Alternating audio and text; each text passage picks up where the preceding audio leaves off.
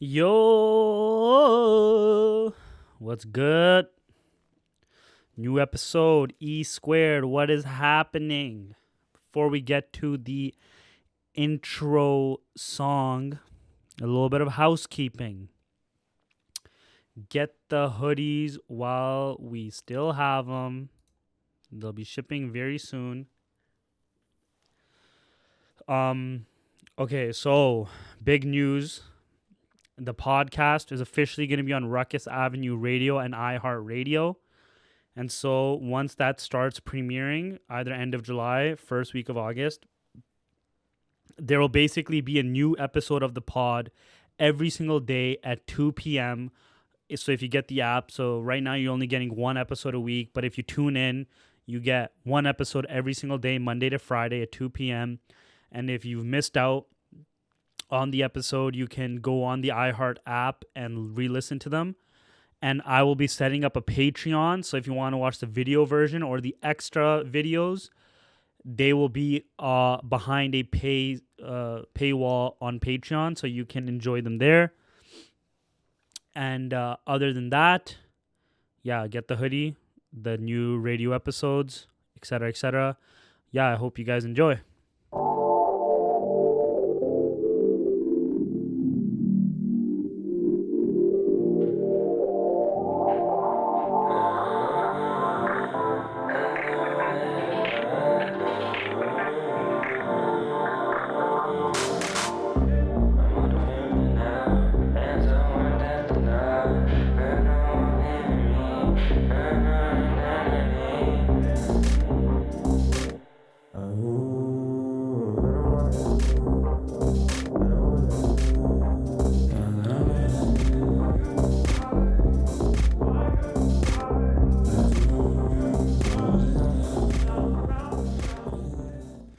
Yeah, what's happening, y'all? Yo, new episode. As you can tell from the title, the diaspora is cooked. That is what we're talking about. South Asians, Punjabis, Indians, whatever the fuck have you, they are all cooked, and we will talk about that. First things first, I just want to talk about today. Today was a really nice day outside, Surrey Pind Mitranda. And I think I'm going to start doing this thing where I am going to get a manja and like a really dope Bluetooth speaker. And I'm just going to start posting up at the park. If you follow my personal Instagram, you'll probably see posts of like me being out there. But I'm really like invested in this mentality of living the pind life. You see a lot of people chirping online about like, this is what luxury living is like. And it's about having time and enjoying the small things. And it's summer, doing this radio thing is my full-time job, and I have time, and I am going to live that luxury-esque life. One of my buddies told me a story. I'm going to butcher it really badly, but there was a story about this guy who's sitting under a tree in Punjab, and this guy comes up to him and is like, yo, you should get a job, bro. Like, is this what you're going to do all your life?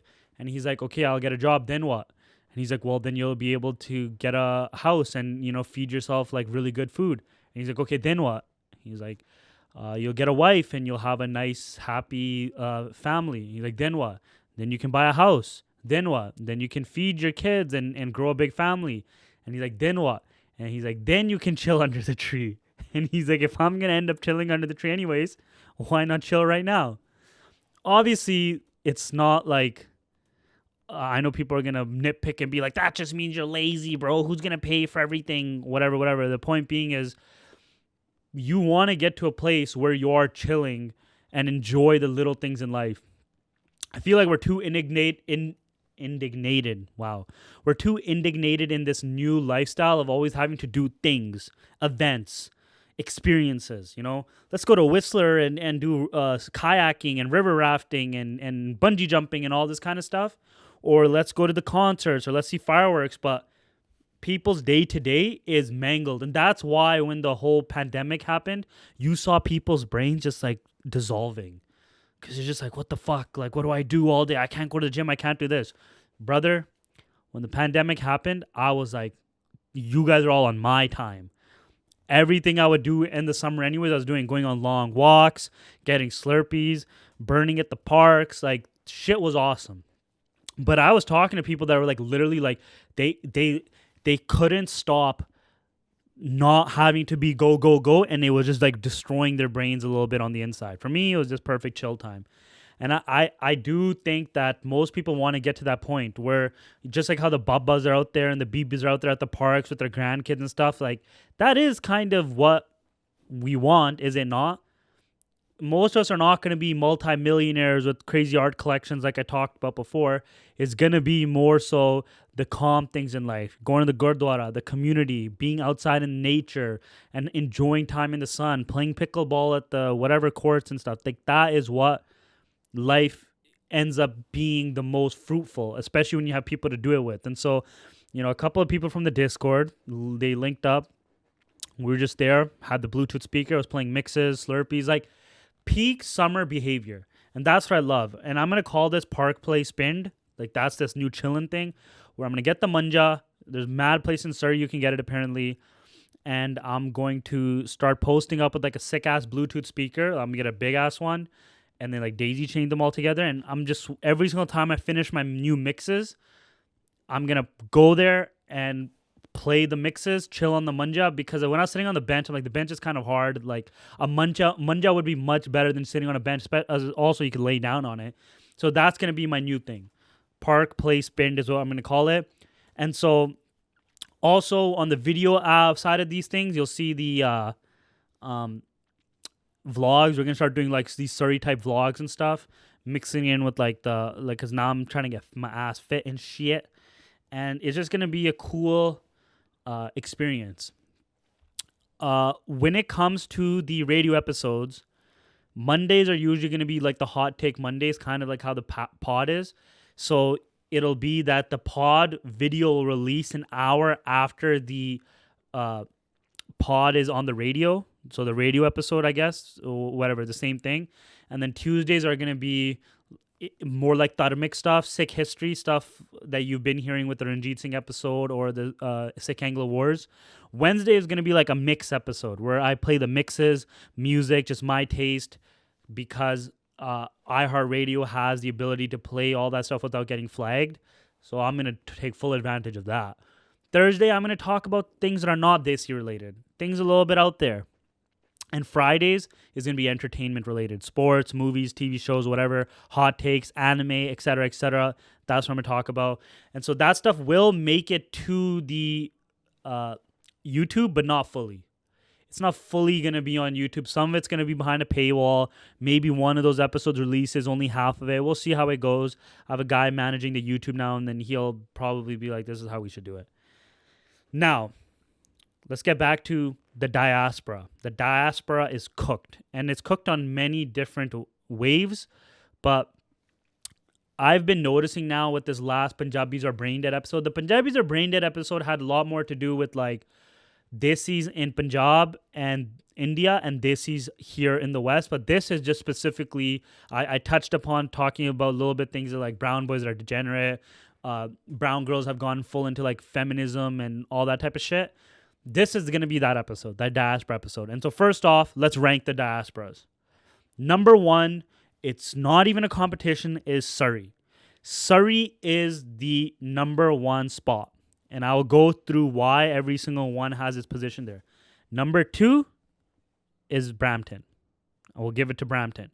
Canada is like hot place one for Desis. And it starts at Surrey, then it's Brampton. Cities wise. Number three is like the UK. Let's just do all of UK in one because they travel enough and they kind of like link each other up enough.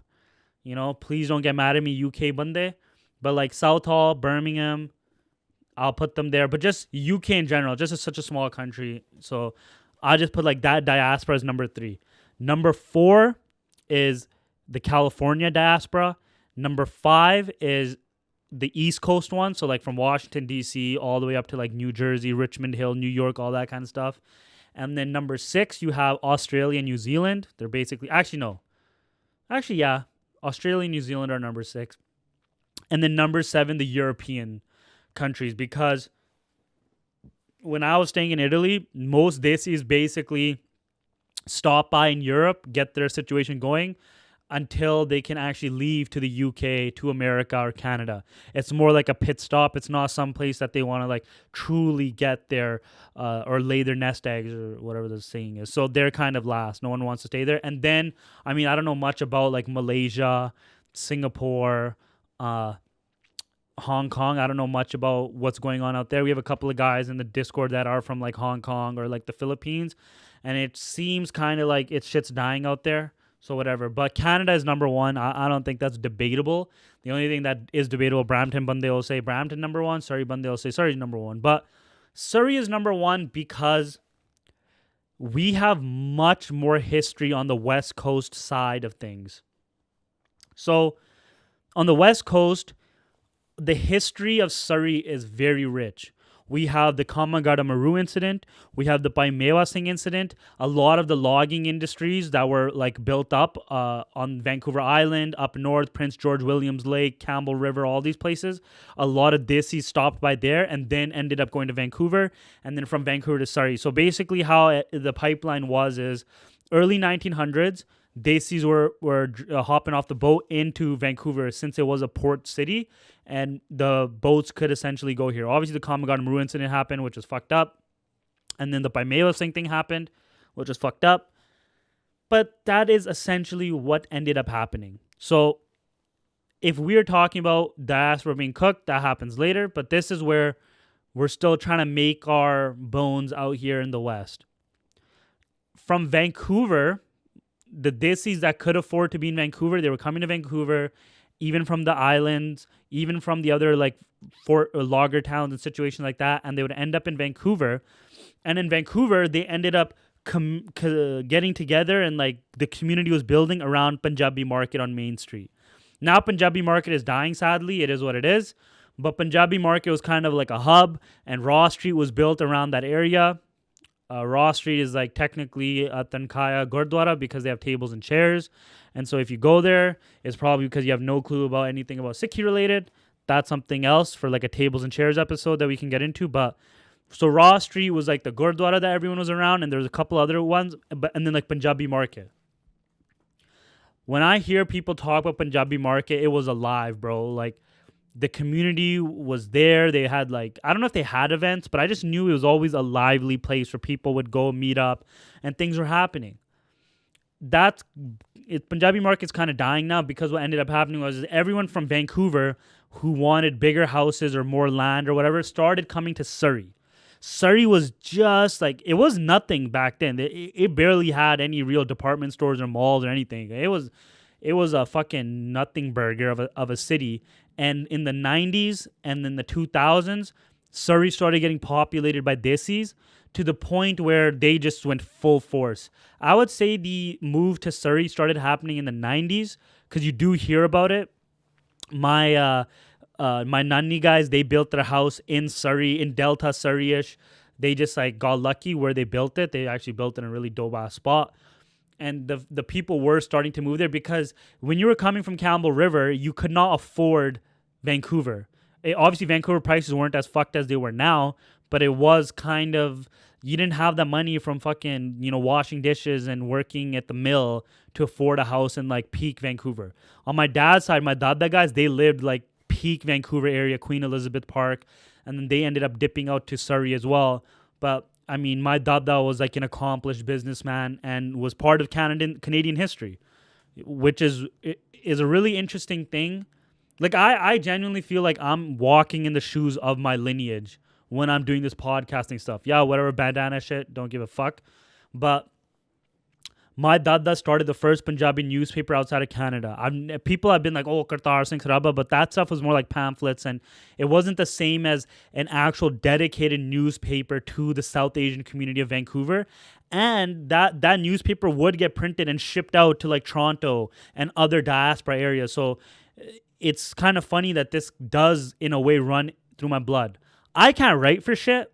I'm much better talker. Like when I was in university, I would have to like finagle and finesse my professors into letting me do like video essays where I was basically like, come on, bro. video essays the future, you'll know it's not ChatGPT, and then they'll be like, all right, fuck it, down, and then I would actually get really good marks because like my talking ability is much better than my writing ability. So I'm sorry, Dadaji, for that, but it is what it is. And so I'm kind of carrying in the footsteps of my Dada when I'm, talking about the South Asian community, et cetera, et cetera. But from the newspapers, like I should do an episode on that after and like talk about all the stuff in there, like, translate them a little bit. But he's part of the history. And so people started coming from Surrey. But as you can see, there was a long-standing history of desis on the West Coast, especially here in Vancouver, coming from the boats back in like the early 1900s. So Surrey just had a lot more of a situation like that. Toronto, on the other hand, the thing why Brampton is not number one, even though they've had stars born from Brampton, and being in Toronto, a lot of the main Punjabi shows were from Brampton, and like Joginder Basi to Humble the Poet, Lily Singh, Just Rain, AK, blah blah blah blah blah. The reason why is because they were all spread out in the different boroughs. Like some guys are in Rexdale, some guys are in Mississauga, whatever. Brampton only really became a thing in the late 2000s, where it's like this super desi-centric type of place. I won't lie, when I've been to Brampton, it does feel very similar to Surrey. There's like a very similar feeling, which I love. I just love, because when I was in Italy, I came back. I really wanted to connect with, living with desis and just being around desis again. I wanted to get a fucked up order from Tim Hortons from a student, and I got that in Brampton. I loved it. I was dealing with kidney stones at a Brampton hospital. I forgot what it's called, but like it felt like being right back in Surrey. But that's why Brampton is number 2, because it was just so fragmented, and it's a more of a newer thing that they turned Brampton into this like Punjabi Indian centric area. Surrey been on that wave. Surrey has the most wildest reception halls. We have like all these Kana places. Pyle Business Center has literally world-renowned suit shops and stuff. Surrey is on a completely different level. We're ahead of Brampton in that regard. We just don't have the output of like superstars just yet.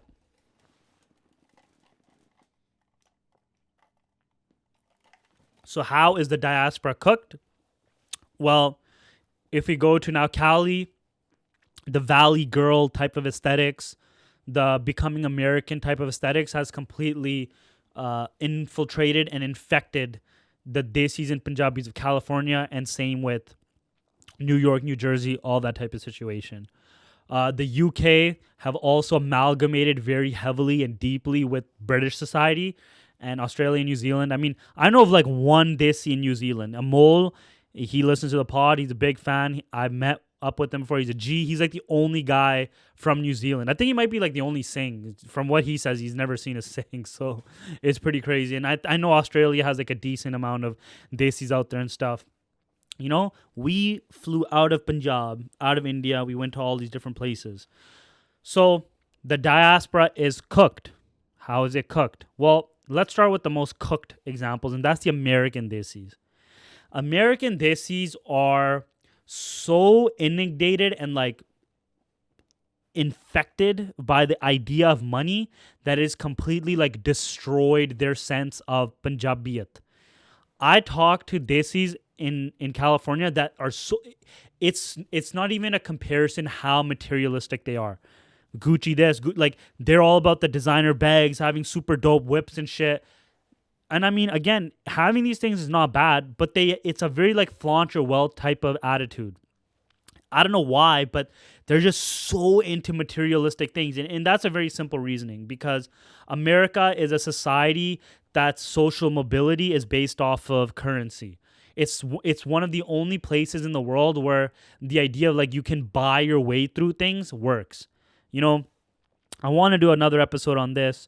Basically, in short, the way you can look at it is the nobility of the European families is not based upon money. Those titles are won from blood, basically. Shit that they did 6, 7, 8, 900 years ago, where a duke or a duke or a duchess, finagled their way, married into the right family, won the right war, backed the right king, and they got a title, and the title kept passing off to their children. So you can't buy your way into titles and stuff. You could maybe do something really great to get like a Sir Ian McKellen or whatever from the Queen, but you can't get into the family, into the royal families or the nobility class anymore. That shit's kind of like stamped out. But in America doesn't have a nobility class in the same way. So you can use money to kind of get really far ahead. And that mentality has trickled down so heavily. And now you just imagine what Desis are like. Desis, it's all money, money, money. You know, I want to splurge as hard as I can. I want to ball out as hard as I can. And once you get to that level where you use money as your, like, money is obviously a convenience. When you have it, it can help you deal with hardships much better. But once money becomes a status thing of how much you have, you're basically cooked. And that is essentially what American Desis are like most of the time when I see them. They love flaunting their wealth. They love flaunting, you know, for example, Starbucks tried to make it in India. I was watching Hassan Minhaj video, and their whole thing was they're gonna sell Starbucks as a lifestyle brand. That type of mentality of like having Starbucks all day, having certain things, Labubu's or whatever the fuck, as lifestyle brands is a very like American thing that people buy into. I shop at this store. I get my groceries from here. I wear all of these kapde, or I'm going to these like upscale cafe spots. That type of thinking is a very American Desi thing. Desis like do not think like that here. You know, Desis love Tasties because it's like an upscale. And for those of you who don't know, Tasty Indian Bistro is like one of the marquee, most aesthetically pleasing, and the food's really good Desi food eateries in Surrey. They have 2 locations now. 3 locations, my bad. They're really popping, you know. I fuck with Tasties. I live right by there. The ambiance is great and stuff. But, you know, the point being is that people aren't going there as like a lifestyle thing. It's like, yeah, if we want to go somewhere nicer than your average like Taba type of hole in the wall spot, like Pile Chart House. Like I fuck with Pile Chart House. You know, sometimes it's a hit or a miss, but you go there, the fucking table's all chippy and shit. It's all gross and sticky, but you know the food's gonna slap and it's open 24/7. Like I just love it, right? But when you want something a little bit more upscale, you go to Tasties, and Tasties is great. But they're not selling it as like going to Tasties a lifestyle brand, whereas in America it is. So Desis have that mentality of like, oh, I'm doing this because it's like a lifestyle. And that's how you know it's just like, holy, what the fuck is going on here? So the diasporas are cooked. America is probably number 1 on that list. And if, you know, ranking the diaspora, Surrey's number 1, but the most cooked diaspora, America is number 1 for sure. And then Canada number 2, just because there's so much degeneracy happening because we're so popular and popping out there. You know, another thing with Americans, for some reason, I don't know why it's such an American issue, but the caste system thing is really fucked up. Like, they'll have families that are not banthik at all, not secure, whatever, and they are the pure makada paya, langar is free food type of desi mentality thinkers, and they'll be super obsessed with you have to marry a Jat or you have to marry in your caste. I don't hear it as much in other places. Sure, it's like maybe said behind closed doors, but families are straight up just like, yo, they're not Jat, you can't, there's no intermixing, mingling happening. You know, I hear of crazy fucking names that they name their kids out there. I've heard of a kid whose name was, and I swear to God this is real, Sat Sarup Sada Anup. Swear to God, that was a dude's name. His cousin's name, actually the cousin might be underage, so I don't want to say his name, but that dude's name was Sat Sarup Sada Anup. I swear to God, a chick told me that. Like, I swear to God. Those kinds of, it's kind of like LARPing to be, the weird thing that they're doing out there is they're LARPing being Punjabi. So they're taking like the worst aspects of Punjabi culture, like the caste thing, and being we have to marry in caste, and like flexing your money, and basically being like, this is what defines our who we are now. And they just don't put a premium on things like your nature, being honorable, you know, the classic stuff I always like to talk about, the Khalsa stuff, essentially. Gotta eat some gum. So, The next issue with these desis in America is they're full on bombarded with American propaganda. And not just American propaganda, but American culture. So you mix in Gora culture with Kala culture, the Chads, the Brads, whatever Kala names, I don't know if there's like any unique ones. They basically share similar names, I'm assuming. All under the American flag type shit. But they're either living like a High School Musical kind of life situation, or like, I don't really know desis in like crazy fucked up parts of America, but the thing is, it's just that culture is going in. So, the Valley girl discerns, there's a lot of that. There's like the brown chicks in America that are a little bit loose with it, let's just say. And the dudes that are like trying to want to be hardcore, gangster-esque type of guys because, they're in LA and, Compton's over there, or like that type of shit. I see it a lot. And some people be like, what about Surrey Jacks? The thing with Surrey Jacks is like Surrey Jacks have developed their own subculture that we'll get into in later, but it's not the same thing. Toronto has the same thing, but not Surrey. So when these communities, these Punjabi, Indian communities are so in close proximity with the Gore and the Kale, in Surrey, you're going to high schools that are completely Punjabi. You're not getting that experience in the States. If you're a hot girl, a hot Punjabi chick or a hot Indian chick in a high school, your life is fine.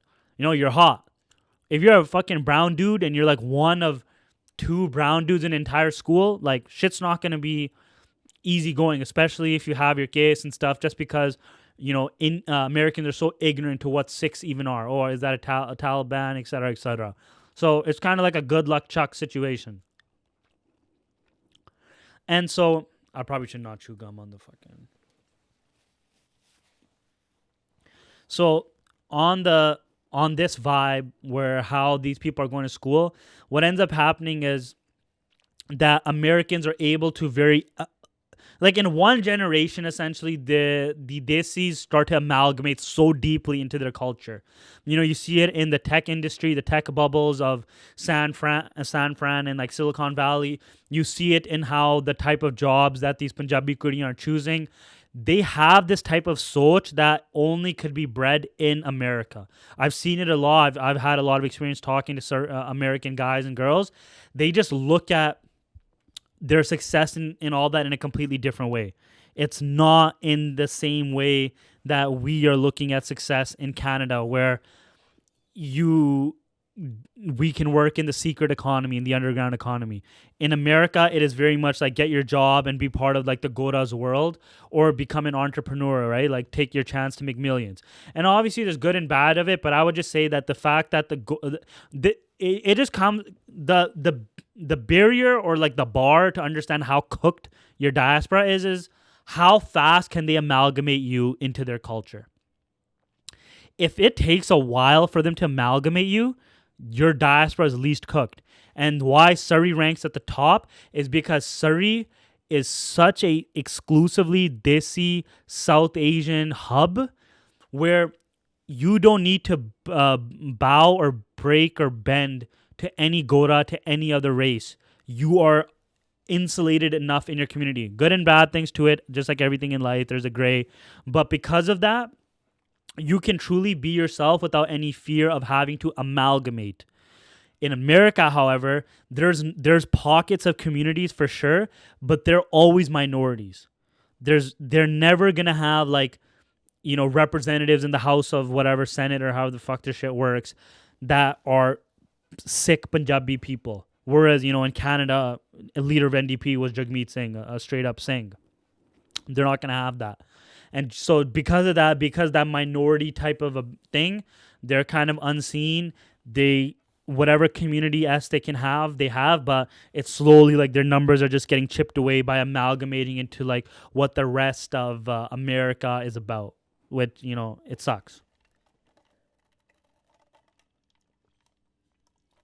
New York, similar in that regard.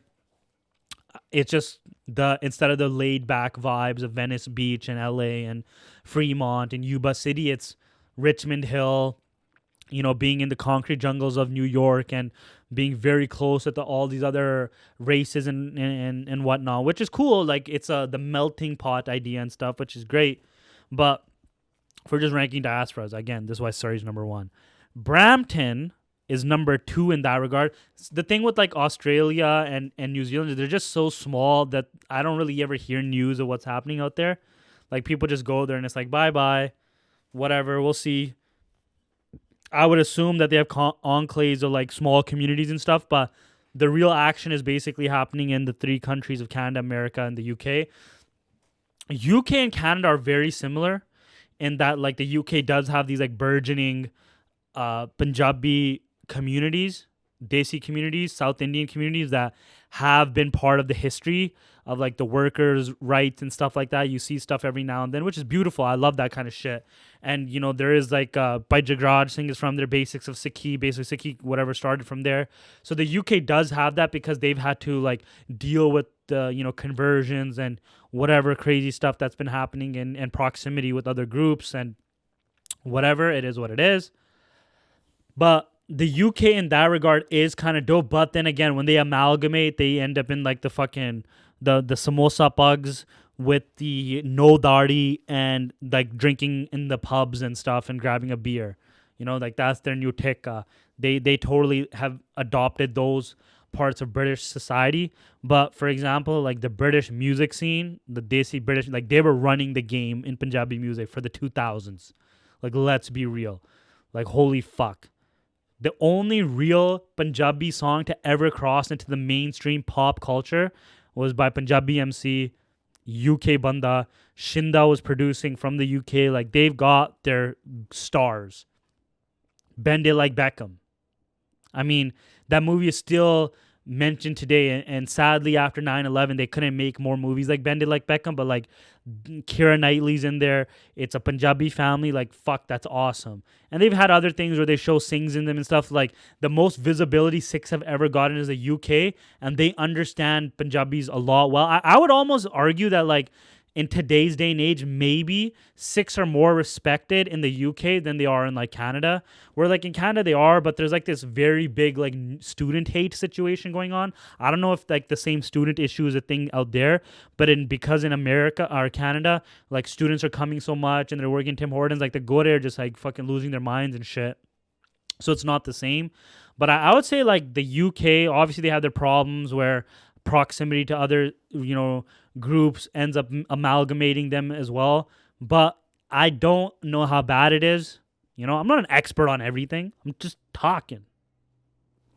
Like, what do you want from me? If I knew everything, that'd be awesome. But I'm just giving you my opinions. And so, obviously, I'm going to ride for Surrey. Like, fuck yeah, they're number one. They're the least bad. Obviously, no. But then, like, Brampton has the same issue. People I know from there, they're very, like, loose and fast with everything. It's like a hustle society, and there's such a proximity to so many different groups that they start amalgamating into them. Some Desis I know, they pick up slang. They talk like other people. Whereas, like, let's get to Surrey. Surrey, the Surrey Jacks, they get so much hate, but if the right moves happen over the years and culture shifts, you will realize that Surrey Jacks are like a subculture of the West Coast, the way like certain types of Bande are a subculture in like San Francisco, for example. San Francisco has its own like hip hop subculture with like Mac Dre and E40 and Larry June. Like they're on their thing. I'm not trying to make the example that like, these guys were going to become like Gala and stuff. But in a way, because there's not a lot of black communities out here, the way there are obviously in America, and the way like the West Indies and like some Jamaicans and stuff have gone to like Toronto. Like for example, that Sean Paul video, Getting Dirty or whatever the fuck it's called, I forgot. That was like shot in Toronto and like a basement party and stuff. So they have like a relationship with like the Caribbeans and stuff, but we don't have that. That doesn't exist in Vancouver.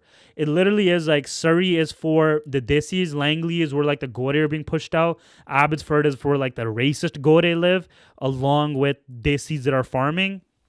Vancouver is where all the rich Gore and people with money got to live because they can afford those houses, and just like on and on. And then Coquitlam is where a lot of Persians and Iranians live. Richmond is where a lot of Chine, like Japanese, Koreans, and Chinese people live. And Burnaby is like a mix of like some of those groups to some extent who are trying to be as close to Vancouver as possible. But Surrey is very mainly just thissies, you know? And I would say that, like, I'll give it to you in a story like this. When I was going to university, it was a history class, it was a discussion. Everyone's talking about where they're from. Hey, I'm from Burnaby, I'm from Coquitlam, I'm from blah, blah, blah, I'm from here, West Point, I'm from West Vancouver, et cetera, et cetera. And I said I'm from Surrey. And everyone looked at me like, do people die out there? Like, they have that kind of mentality for us, and I've talked about it in the Surrey Gangland episode, where they have this weird sensationalization of us, that things are just fucked up here, and people, it's like gangland, but it's not, you know, it's not random crime, it's very much organized crime, and it's not random people like getting killed, it's very much targeted killings, which obviously is fucked up, but it's not like the random BB's walking down the street and somebody fucking blasts her and she's clapped. That doesn't happen. It's, yes, there's like turf wars, whatever, but the average person is not going to get hit. It's like you would have to be in that sphere in some way. So that whole Surrey fear of like gangland shit is just so overblown by Gore. It's not real. But Surrey has the ability to be like this really dope subculture, where the type of cars we drive, the clothing, you know, I'm wearing my Bindi Johal-esque 90s Adidas drip from my dada. The slang, like Surrey slang, like, yo, buddy, fuck. Like that, what I've tried to explain to people again and again, you hear from Surrey, like, oh, you guys do talk like that, yo, fucking. And I know I drop the effort a lot, but it's just like the way we talk. And for those of you who are new to understanding that theory, it's very simple. When you speak Punjabi, Punjabi is very melodious. You know? Tu ki karda? Right? What are you doing? Tu ki karda? That's right. You don't go, tu ki karda? Like you speak with like a rhythm and a melody when you speak Punjabi. And so when kids are growing up and their parents are speaking to them in that Punjabi, that like, oh tu ki karda? That type of shit. And then you combine that with learning English from high schools and elementary schools, you start to create this like, yo, what are you doing? Becomes very natural because you're so used to your tonage having a melody to it that you're applying the melody to how you're speaking English. So that's why everything becomes, oh, yo, buddy. And then it just ends up going to the swear words. Yo, fucking this. It's very simple. And that's what I'm saying. Like, our slang that's developed here is very not influenced by any other culture, any other thing. It's such a Punjabi export in itself. It's what you get from English-born speaking kids that have been communicating with their parents in Punjabi all their life. They get that melody coming through, which is, again, why Surrey is the #1 diaspora. We here have the ability to become the largest city on the West Coast. And I was talking to some dude in the Discord. It's probably going to become that in the next 2-3 years. We're basically dwarfing Vancouver. And there's this guy who has a series, I think, like Where I'm From or some shit. He does like news on the BBC, this China guy. He has this really interesting video about like Surrey is growing at such a big rate. And it's like the middle point in the lower mainland where you have Vancouver to the west, Langley, Abbotsford to the east. And so everything is going to converge on Surrey, which is why, you know, UBC is one of our biggest universities in BC, in Canada, actually. You know, University of British Columbia. Alumni, what's up? And UBC has one other campus, and that's in Kelowna. And they have like their nursing program and some of their more like shittier programs out there. But UBC is opening up a new campus, the only one in the last like whatever fucking 100 years type shit, and it's in Surrey. SFU has been around since the 70s, 80s, I believe. Simon Fraser University, they're like the second biggest one. And they're opening up a medical school in Surrey as well. And you'll see companies, accounting firms and headquarters and stuff starting to move to Surrey as well. Because right now there's like, it's not essentially a brain drain because, you know, everyone's still in Lower Mainland. But people, like our youth of Surrey over the last 20 years have become professionals. Kids going to university, becoming structural engineers, lawyers, doctors, you know, every single level of profession that you name it, they've like been in it. You know what's funny about that though is like I was the only saying I ever saw in art history and philosophy. Like every single one of the things I graduated in, I never saw another desi guy or girl, or like I feel like I might like have let every single lineage down by the fact that I chose this. But whatever. The brain drain is that like all these kids that are intellectual and like have jobs and stuff, they have to leave Surrey to go to these Vancouver firms, Burnaby firms, and so eventually all that's going to come into Surrey. So Surrey is going to be like a super big hub and whatever, which is what also then lends into the subculture fact where, you know, once we can influence a lot of things with money, you know, right now, let's like go down the list. Well, there's not much of a list, but one of the things on the list is like, you know, Surrey Nugget Kirtan, the biggest in the world. That's a Surrey export. Where the reason why the Vancouver Nugget Kirtan is not that big is because no one fucks with Ross Street. If you fuck with Ross Street, you're probably a lun. And because of that, everyone goes to the Surrey one, not the Vancouver one. The Surrey one is the main one. And that's a tables and chairs issue. It's not anything else. And because of that, Surrey has become like numero uno. You know, I hear about Toronto, and Toronto has like 3 or 4 Nugget Kirtans. Like, I don't know what the fuck they're doing out there, but everyone basically teams up for the Surrey one, all the gurdwaras, everything. Surrey has its own issues, of course, but when it comes to like the diaspora being cooked, I think the biggest issue is this, right? The amalgamation issue. So I've kind of given you some level of culture of talking about other places. Cali is, you know, too materialistic. Valley Girl, trying too hard with the caste stuff. Money kind of extends similar ideas into the East Coast. Brampton is very situated with all these other different cultures, and it's just because like there's Desis mixed in with Mississauga, Rexdale, whatever the fuck. They're not all like everyone going to Brampton is new, but Surrey is all in one place. The biggest issue that the diaspora is facing is combating Western ideals, Western propaganda. Now, I say this all the time. There's good things in Western culture. Like the idea of Western honor is much better than the Punjabi one. You know, Sikhi kind of does have this sense of honor, but honor in the Western world is based upon yourself, how you act in the world, what you do. It's not dependent on your sister or your brother or your son or your dog. Like, it's what you and who you are, because it doesn't have the same pinned mentality anymore. Whereas like in villages in India, if your sister does if your sister or daughter does something, be like, oh, that's fucking ola mundaya, and they do this, and so there's shame associated with that because everyone's living together. But that's not a Western thing anymore. So in that regard, like that type of honor is much better because it should be reliant on yourself and not the people around you. But liberalism, feminism, and degeneracy has just gone through the roof. So degeneracy. Wanting to fuck every single girl, this is mostly for guys. Wanting as a guy to just fuck every girl possible is like, what are you doing, bro? Like this Andrew Tate movements and this like red pill alpha male type shit is really stupid.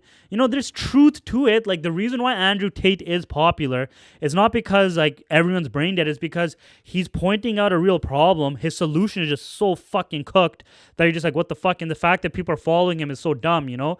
Like they want to turn women into sluts, but then they're also saying on the other hand, like you need to marry like a good, it doesn't make any sense. So the degeneracy is peak where money only matters.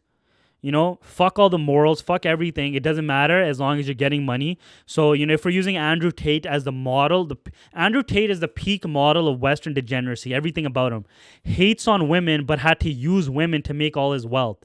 Basically in such a degenerate ways, right? Half gambling, half, you know, hooring out the women on these like cam model sites and stuff. Like that's not a way a Khalsa or Punjabi person should be making their money. And so that's essentially what American society is telling you. Like use the other person if you have to make money. All the billionaire stories all have something that to do with this. I was recently watching The Social Network, and that's basically what Mark Zuckerberg did to his buddy Ed Saverin. Or Eduardo Saverin, which he basically like chucked him and turned him into a goof just to make money. And that guy was like his only friend.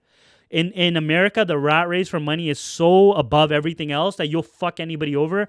And that listen, Desis already have a affinity for that. Fucking Desis will kill each other for pieces of land. You know, women will poison their husbands. for their lovers. Like, shit's fucked in India. Don't get it twisted. And you bring that here where there's actually like liquid money at stake, where there's multi-millions, then shit's just fucking real, scary, real fast. And because of that, America is like, Canada is degenerate in these exact same ways as well, because you can say it's the bleed over effect of American idealism through mass media, and because of that, Canada is getting caught in the crossfires, right? Like, how many dudes are trying to hit parlays, or their idea of like getting a sick ass car is like a Benz that their dad's gonna buy, or fucking watches and Cartiers. Like, there again, it goes back to aesthetics, but like degeneracy is just like dropping money on things that don't matter because you see everyone else doing it. How many guys think the peak vacation is going to Las Vegas and going to a strip club, fucking, living up that life and getting drunk? Like, that is degeneracy that we see our people falling into, and especially the boys. Women, on the other hand, they're not going into that degeneracy. I mean, women are fast and loose today, which is, I would say, a byproduct of liberalism and feminism. Now, you need a society to be liberal because, liberal allows you to think outside the box, right? Usually conservatives are like closed-minded, whatever. You need people that are able to like shift paradigms of being like, yo, I'm going to do something that's so crazy. Like Albert Einstein was a dilettante womanizer, so was Oppenheimer, but they were able to like fucking think outside of the box and push the limits. Liberalism is good in that regard, but when you say yes to everything, you're too open. You open. If you know what I'm saying. And so that's kind of what has happened to the women, where any single thing that's like women have been tricked so many times, but they can't realize it. I'm not advocating for women to be homemakers. If you want that in your wife, in your woman, then like you should be looking for that. But one of the things that I've heard, this might be an internet myth, but I've heard that when they wanted to get women to start smoking cigarettes during the 60s or 70s, I believe, they basically got a bunch of women to like pose in front of the Macy Days parade, which is like a big ass parade in America, fucking take out cigarettes and like do it as like a rebellious thing. The people that made them do it knew we were just trying to sell cigarettes, but they made it seem like it's a woman empowerment thing. And then they got mad women fucking smoking cigarettes. This whole like push of like women independence through like working corporate life was not for actual women independence. It was so that they could get the GDP of their nation doubled. When World War II ended and women were working in the factories, they realized like, hey, the men are coming back and these women are making money. We can double dip on our nation's taxes by getting the women and men to work. So they kind of gave women like frivolous jobs, email jobs essentially is what the meme is, where they just want women. Like, if you were a woman, would you not? Because this is the thing, like you can't grade women and men on the same curve, because women make babies and men essentially shield them, protect them, whatever. If you fucking agree with me, disagree with me, women make babies. I think that's pretty like biologically speaking factual. And so in that situation, as a family unit, you would want a woman to essentially give more energy to her family than the corporation, because let's be very real, a corporation does not give a fuck about you. Who gives a fuck about all the feminism shit? Like, for this example, because if you think a corporation will give a fuck about you more than a family you build, you are so delulu, I can't even say anything. And that's not even a hot take, man. Like, corporations clearly do not give a fuck about you. They never have. Your cog in the wheel. If they fire you, they can hire somebody else just like that. HR is going to be on it already.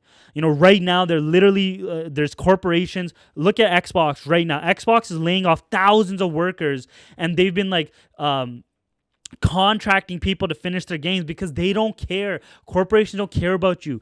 Again, America's all about money. They want to suck all your life energy, and once you're not viable and usable, get the fuck out. And so for women get take advantage of the hardest in that situation, because the studies are all there. Women don't get passed up on on promotion stuff because, the higher management thinks like, they're going to get pregnant and we have to fill up their spot anyways. Fuck giving them a spot, right?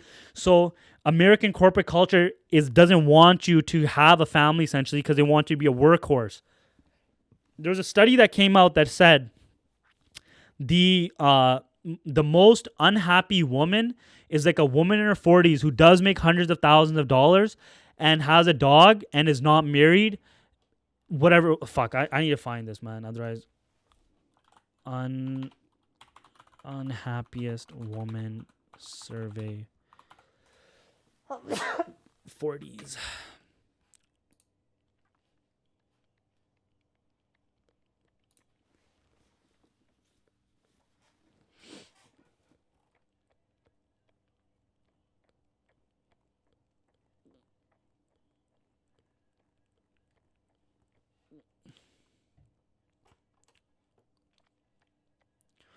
Okay.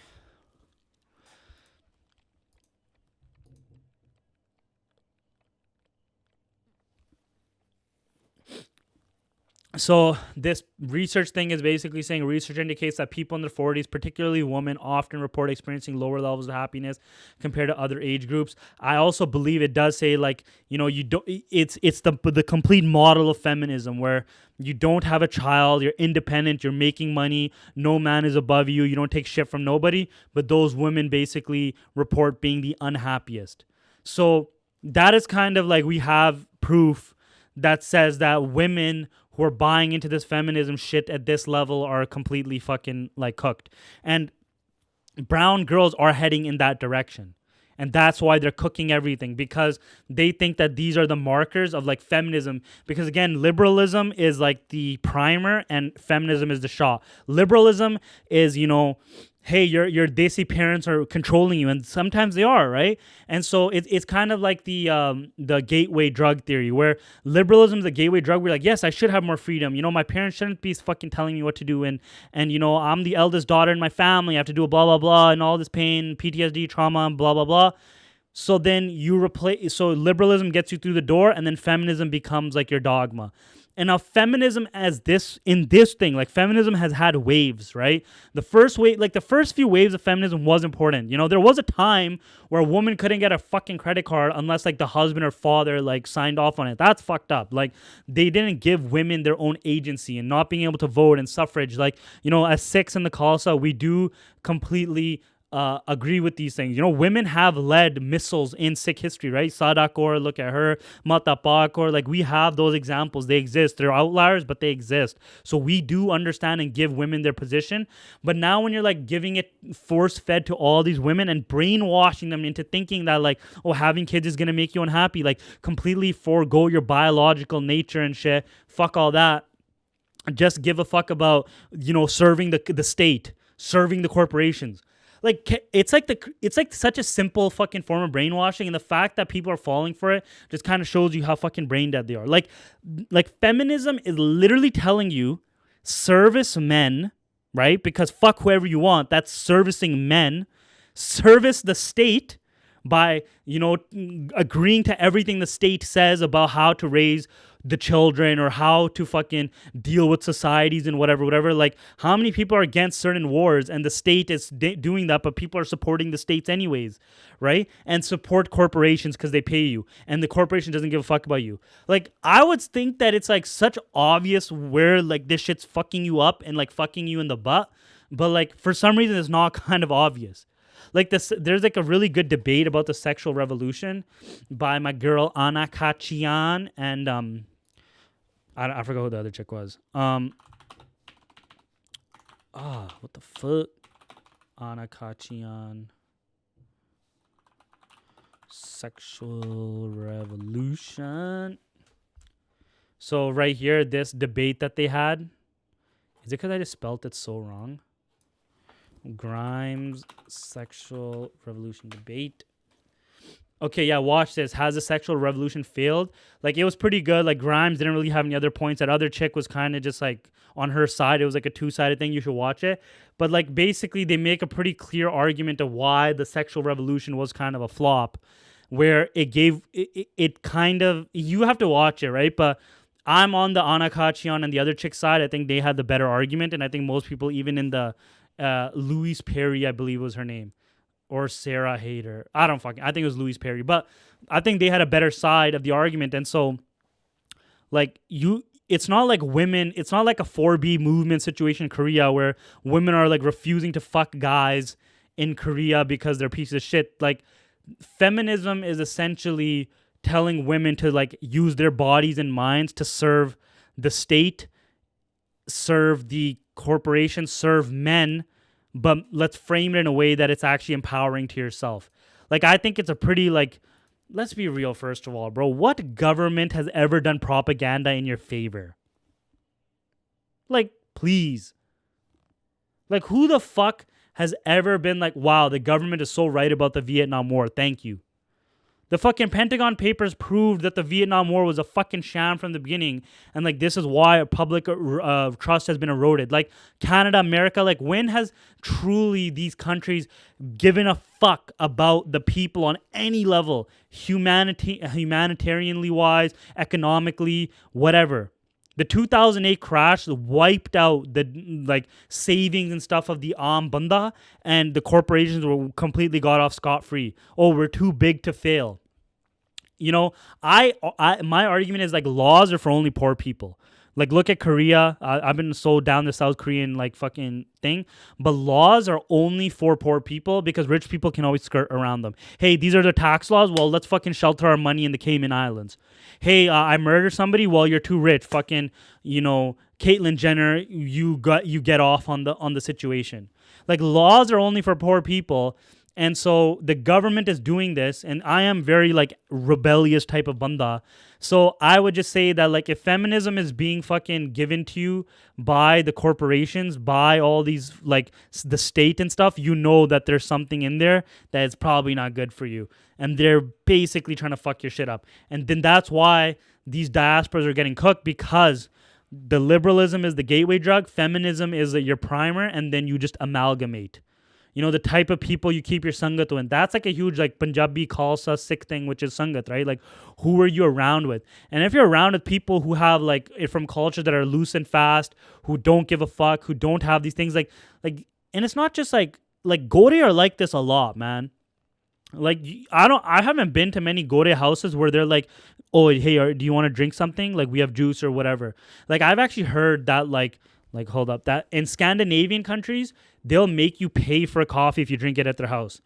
Scandinavian, pay for coffee from neighbors. Let's see if we get that.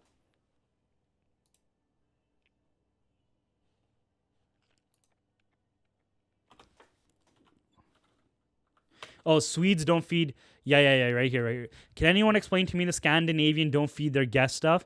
My Twitter feed has been whatever. So I'm Norwegian. I feed my guests and my kids' guests. We have extra people for dinner several times a week. But I experienced having to wait in my friend's room while they were having dinner as a kid.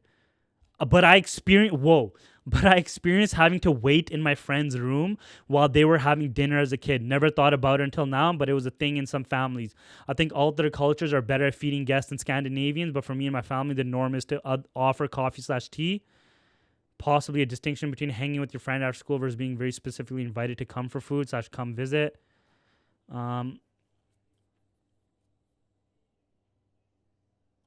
Whatever. So the fact that this dude is saying we feed people, but you know I had to wait in my friend's room while they ate dinner is like, that would never happen in a Punjabi household. But that's the type of shit Gore are on. So what are you really doing when you're like fucking down with the Gora pill? You know, like this is end game Gora stuff right here. This is what happens when you amalgamate with the Gora culture too hard.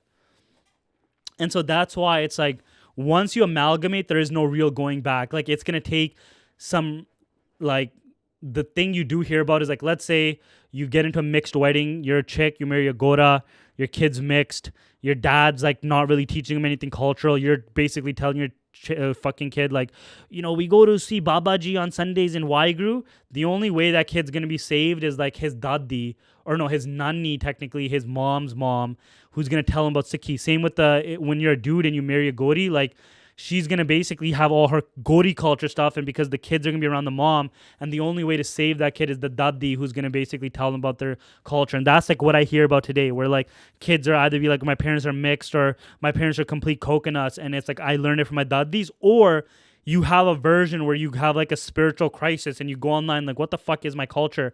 And then you find Sikhi, which is why it is beautiful that like you can trace your lineage of what it means to be a Sikh so prominently in like on the internet essentially, which is a big plus, big dub for us, obviously, that a lot of people find their way back into proper Punjabi culture and mostly Sikh culture because the internet is allowing people to have the pathway.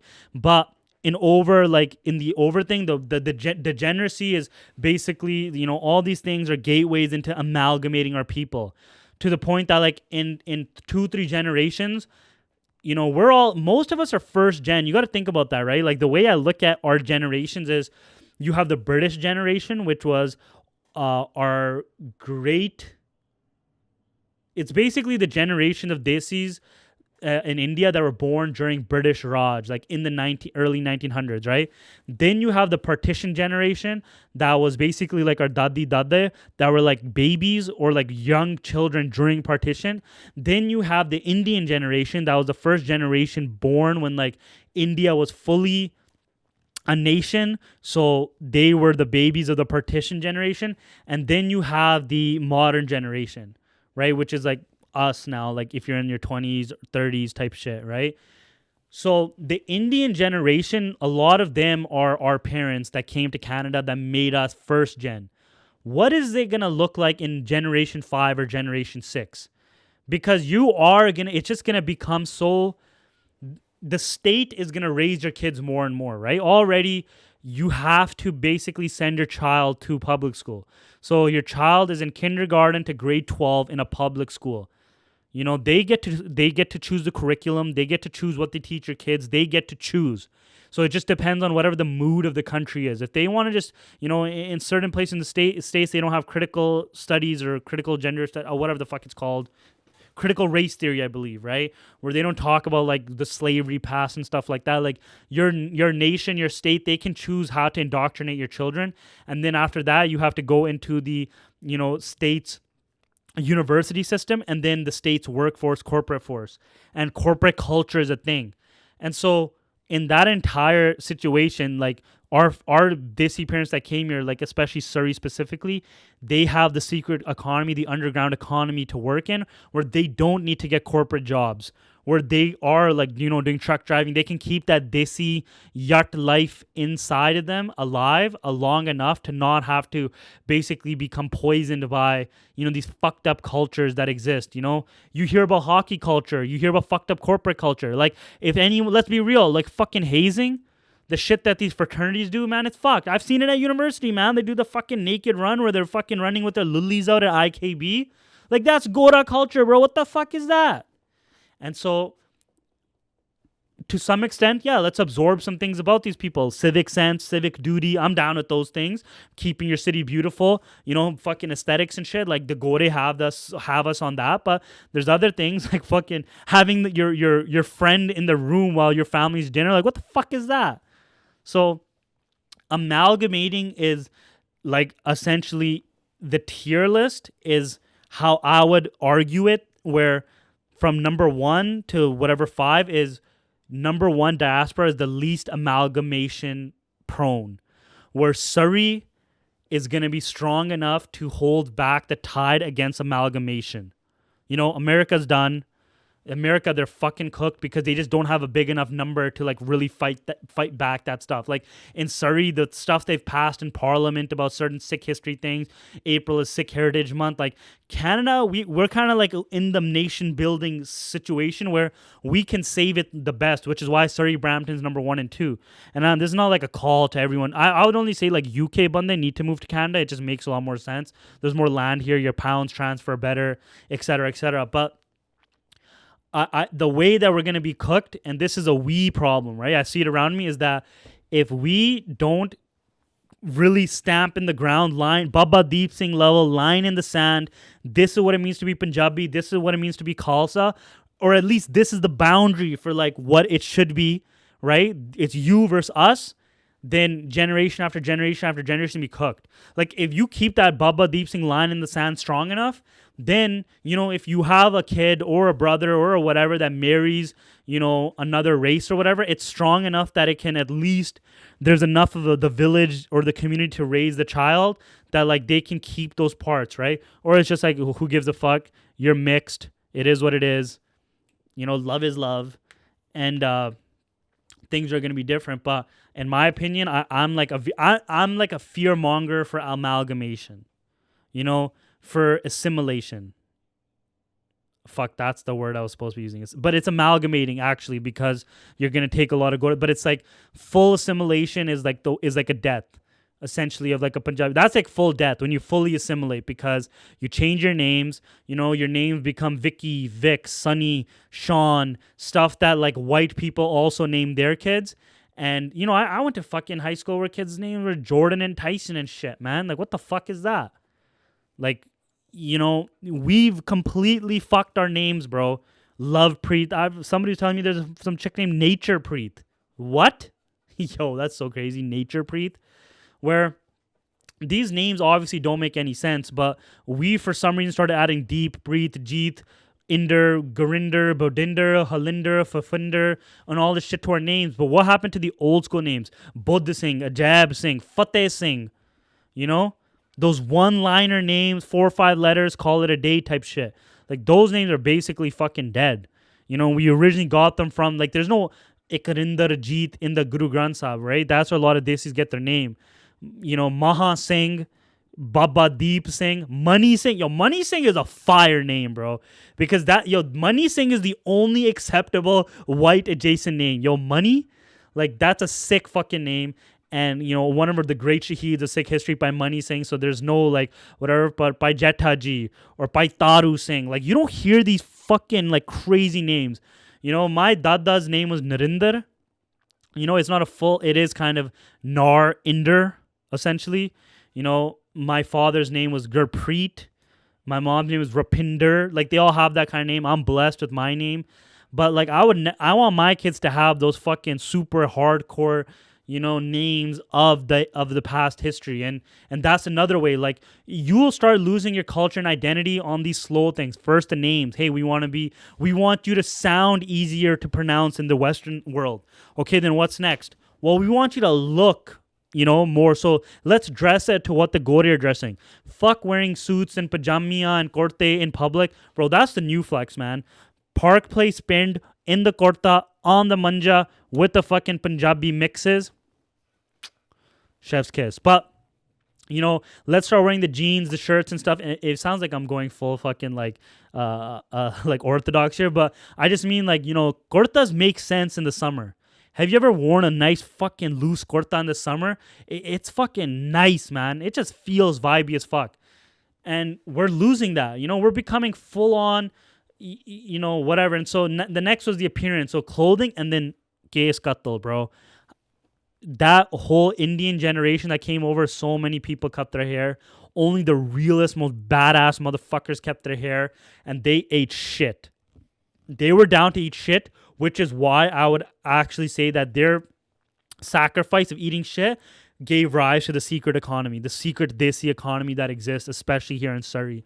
And so the appearance was the next thing. So first they fuck with your name. Look at what they did to the indigenous people, man. They gave them Gore names. They took them away from their parents, right? They did it in a much more fucked up way where they're like literally, because Desi or indigenous people are already in the land, but they fucking yank your kid, put them into a residential school. God knows what the fuck happened there, but essentially the state is raising them and they completely wiped them out. So first what they do is they take your name. The second thing they do is they take your identity with the appearance. So first the name and then the appearance, and then they basically give your culture, your identity, their version. It's like an iOS. It's like a operating system where they take your Desi operating system out and they put the Gora one in. It's like a chip. So now their chip is inside you, not fully conspiracied out, but you get what I'm saying. And so when they put their chip inside you, now you're thinking on how they look at the world. Like, oh, my high school reunion at prom, I fucking lost my virginity and shit, Like, that's a lot of basically American movies you can argue like American Pie, all that shit is all about losing your virginity at fucking prom and shit. Like, where has that idea come from? Where, oh, I'm gonna fucking get laid on prom night. That's not like a fucking biblical thing. That's a fucking American propaganda entertainment thing. You know, and then they fucking trick people into thinking like, oh, if you're a 22-year-old virgin, you're fucked, you're fucking lame and shit. There's nothing wrong with that, man. Like, find who you want to find and find love. Like, that doesn't happen on like just from high school. Like, bro, your high school is literally a lottery of like who the fuck is in the neighborhood, man. Like, you're literally picking from the guy up the street. Like, you're making friends with fucking randos. Like, half the time, like the people I was in friends with in fucking high school were just randos. They're fudus now. It's like, who gives a fuck about them? They were fucking picked up just because of their area code, not from the fact that we had already like existing interests and all this shit. You know, I was fucking wearing Timbs in Tammy. Now everyone wears Timbs, but I was wearing Timbs at Tammy, bro. And people were like, "Yo, you fucking in the military, bro?" Straight, yeah, you gotta love the Surrey Jacks to some extent. But yeah, that's the type of dumb shit they were on. And so the identity is the first to go, then their cultural programming is the next, and then they completely amalgamate you into like their traditions and their rituals. Obviously not in such a like fucking dope way, but like we're talking like hazing, corporate culture, you know, just shit like that.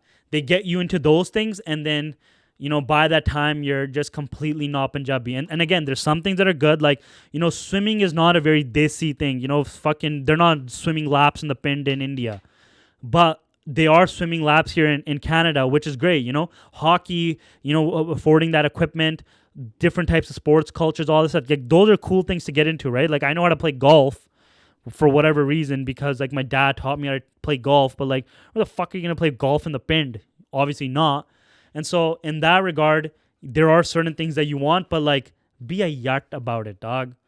Have that fucking name. You know, if you need a new name, first you can give yourself a new name, or you take Amrit and the Panj gives you a new name, but you don't want them to fucking give you what, like, you know, maybe read out a Guru Granth Sahib Ang and like give yourself a new name, you know, like Karan, or like, again, Fateh, or just Sa Singh.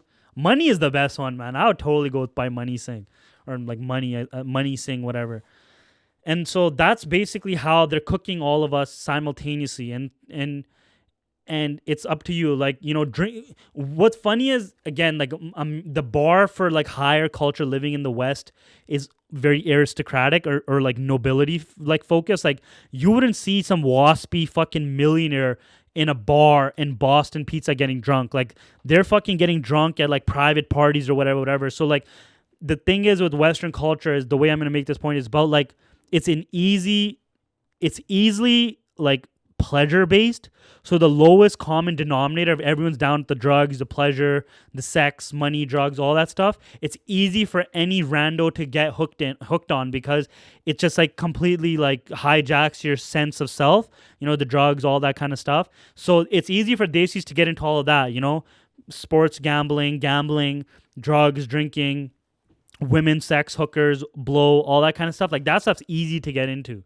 But the parts of like aristocratic nobility that is there, like being fucking amazing at swimming or golfing or fucking riding horses, or, you know, certain types of trips, you know, in the Italian countryside and shit like that. Like, those are the things we're not adopting that we should be adopting. And we would just put our Punjabi spin on it. For some reason, we're good at putting Punjabi spins on all stupid things like Bollywood movies, Bollywood songs, you know, where like Bollywood movies are going to copy Western movies and stuff. But when it comes to like aristocratic nobility things that we do not put a desi spin on, we just for some reason are not doing that. I don't know why, but we should be doing that. That's what I'm always talking about. And I hope you enjoyed this podcast. iHeartRadio, Ruckus Avenue Radio, your boy is on there. Hope you enjoy this pod. Akala.